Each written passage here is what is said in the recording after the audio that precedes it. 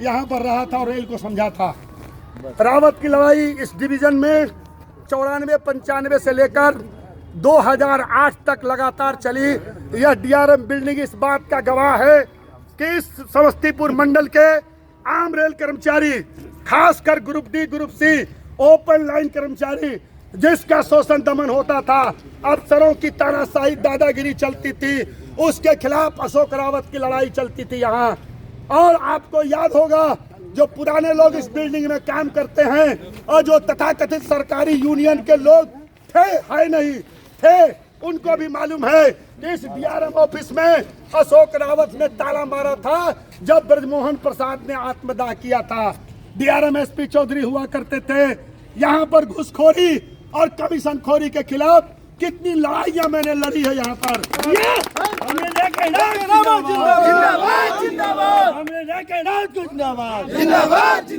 सबको मालूम है, यहाँ पर दर्जनों मुकदमे मेरे ऊपर दर्ज किए गए। AK राउत कई बार सस्पेंड हुआ, AK राउत 14-2 में बर्खास्त किया गया और अशोक रावत को जेल भेजा गया। हमने हार नहीं माना, कभी दलाल यूनियन का झंडा कभी नहीं पकड़ा। मुझे यहाँ से निकाल करके धनबाद डिवीजन भेज दिया गया 2008 में। मैं धनबाद डिवीजन में 12 साल रहा। इस कोने से उस कोने तक धनबाद डिवीजन में कर्मचारियों की लड़ाई को मैं लड़ता रहा। आज बड़े फर्क के साथ कहना पड़ता है कि इन दो सरकारी यूनियन, इन दो मान्यता प्राप्त यूनियन की दलाली से तंग आकर के इस सेंट्रल रेलवे के रेल कर्मियों ने आज इन लोगों को बेदखल कर दिया, इन लोगों को सत्ता से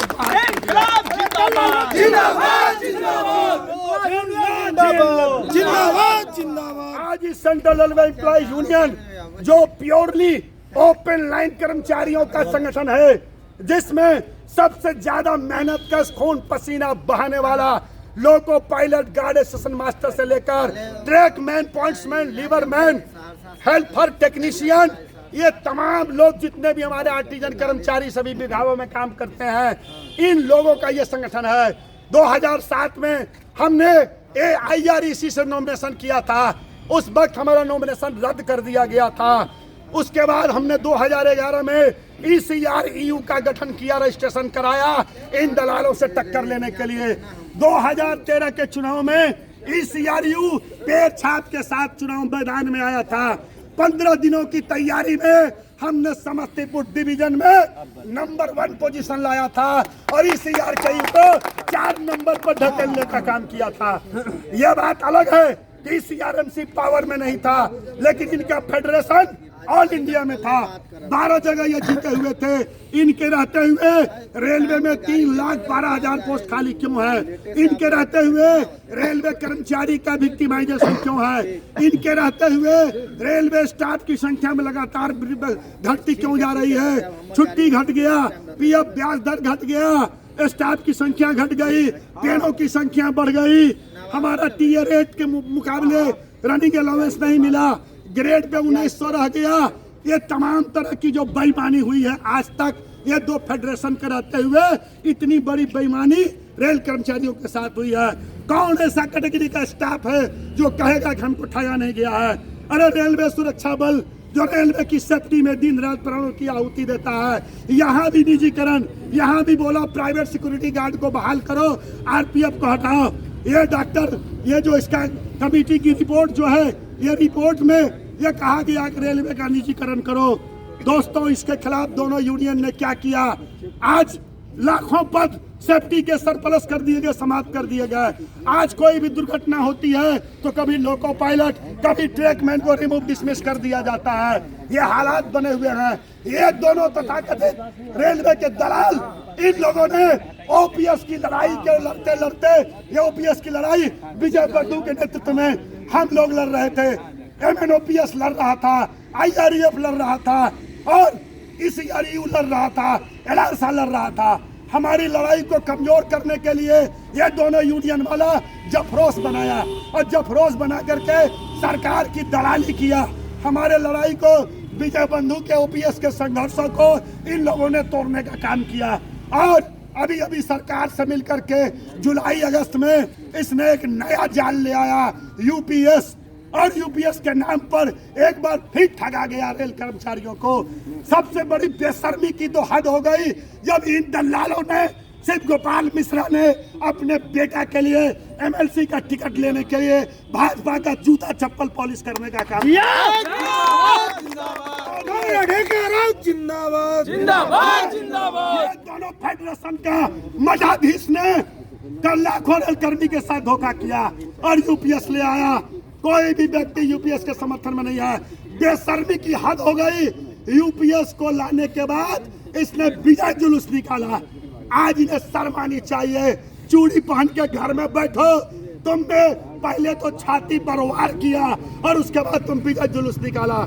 आज इस यार का रेल कर्मी नहीं, पूरे भारतीय रेलवे का रेल कर्मी इस विजय जुलूस का तुमको जवाब इस चुनाव में दिया है। रेल कर्मियों ने तुमको जवाब दिया है। UPS go back, Go back, go back, UPS go back, go back, go back. बहुत बड़ी जिम्मेवारी इस सेंट्रल रेलवे एम्प्लॉयज यूनियन पर आया है। मैं इस सेंट्रल रेलवे एम्प्लॉयज यूनियन का फाउंडर मेंबर होने के नाते, संरक्षक होने के नाते मेरी यह कोशिश होगी कि इसी रेलवे के कर्मचारियों ने जो भरोसा इस CRU पर दिलाया है उनके भरोसे को बरकरार रखेंगे। जो उनमें एक अच्छी टीम होगी, हर कर्मचारी के जायज सवालों को उठाया जाएगा। हर डिवीजन में एक कर्मचारी, हर डिवीजन में एक नई कमेटी बनेगी। सारे विभागों का प्रतिनिधित्व होगा। घूसखोरी के खिलाफ, भ्रष्टाचार के खिलाफ, दलाली के खिलाफ, कमीशन खोरी के खिलाफ हमारी लड़ाई होगी।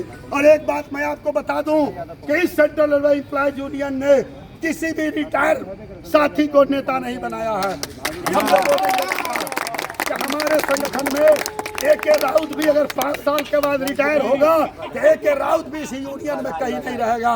वो बाहर से आशीर्वाद देगा लेकिन संगठन के पद पे नहीं रहेगा। ये हमारा ऐलान है। और मैं पूछना चाहता हूँ कि जो नौकरी करने वाला रेल कर्मी, जो युवा रेल कर्मचारी है, उसके भाग्य का फैसला 20 साल पहले रिटायर OPS पर जीने वाला, ये DA और महंगाई भत्ता, पे कमीशन का लाभ लेकर जीने वाला रघुवैया और मिश्रा कौन होता उसके भाग्य का फैसला करने वाला। आज रघुवैया और मिश्रा को इसका जवाब लोगों ने देने का काम किया है। आधे से ज्यादा इनका किला ढह गया है और जो बचा हुआ है वो हम इनकलाब की जोर से इसका किला ढहा देंगे। इसको भागने पड़ेगा। आज इस DRM बिल्डिंग के प्रांगण में हम यहाँ पर आए हैं और ये बताना चाहते हैं रेलवे के हुक्मरानों को, अब तक इन दलालों के साथ जो भी आपका संबंध रहा, अब उसको भूल जाओ। वो एक सपना था। अब नई सुबह आई है, नया सवेरा आया है। अब रेल कर्मी, ओपन लाइन कर्मचारी, मेहनत कश कर्मचारी, उसके साथ कोई नाइंसाफी हुई तो फिर आपको चैन की सांस लेना नहीं दिया जाएगा। AK राउत जिंदाबाद।